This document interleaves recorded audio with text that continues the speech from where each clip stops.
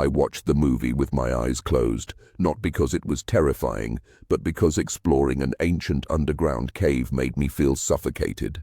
Unexpectedly, they encountered terrifying monsters. The story begins with Sarah, the female lead, whose friends planned a cave expedition to relieve stress. No one expected this to be a one-way trip. As they began climbing, they saw a dead deer at the mountain's base. In an animal-frequented forest, the body should have been scavenged quickly. However, the lone body was remarkably intact. Without much thought, they continued upstream along the river. Not long after, they arrived at a cave, which was their target to conquer that day. After making preparations, they gradually descended into the cave. The mountain's stunning scenery caused the group to exclaim. Entranced by the beautiful scenery, the group didn't realize they neared death. Before the expedition began, Sarah accidentally discovered a bloody handprint on the rock wall. They were captivated by the primitive beauty of the scenery and discovered an underground passage after searching. The years of exploration officially began under team leader Juno, the expedition's main organizer. He guided the team through several narrow passages and then, soon they reached a very large chamber. Having delved deep underground, it was completely dark here. Juno threw out 2 light sticks, and only then did they realize. They explored a much larger area than imagined. While admiring the underground beauty, they failed to notice a stone on the left side of a corner. A creature stood up and sat back down. Sarah, who was closest, seemed to sense the faint sound.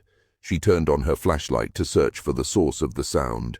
His water droplets were dripping from the rocks. Sarah laughed wryly, thinking she had overthought it.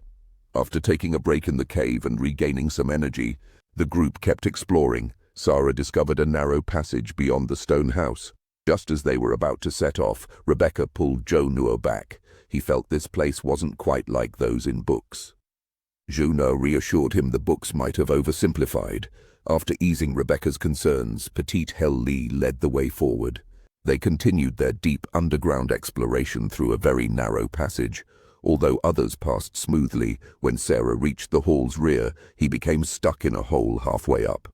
In this confined space, Sarah suddenly felt a suffocating sensation.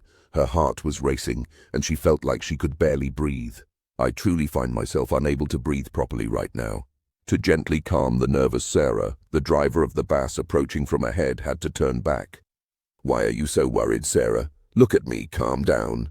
Suddenly the tunnel vibrated, indicating it was about to collapse. Although the tunnel had collapsed, Sarah and the others were lucky that no one was injured. Unfortunately, the collapsed tunnel blocked their way out. Everyone's emotions became agitated as they were trapped underground. Rebecca remembered the book stating the cave should have 3 exits. Was this how Juno led the team? Juno stammered, unsure how to respond. Seeking excitement, he secretly led everyone to challenge a new cave. In other words, the information Rebecca saw in the book was completely useless here. How are we going to leave? Maybe we can't leave. There's no turning back now. We have to leave this cave and keep pushing forward. In search of an exit, they tunneled forward. After passing another cave, they arrived at a cliff too deep to see its bottom. Rebecca threw a stone down. It took several seconds before they heard the sound, considering the equipment they were wearing now. Climbing to the cliff's base is impossible. We must keep moving forward toward their nearby other side. It's just very far. They can take you on a detour. After Rebecca put on the mechanical gear, she climbed the rock wall. Among them, aside from Juno, her climbing skills were the best.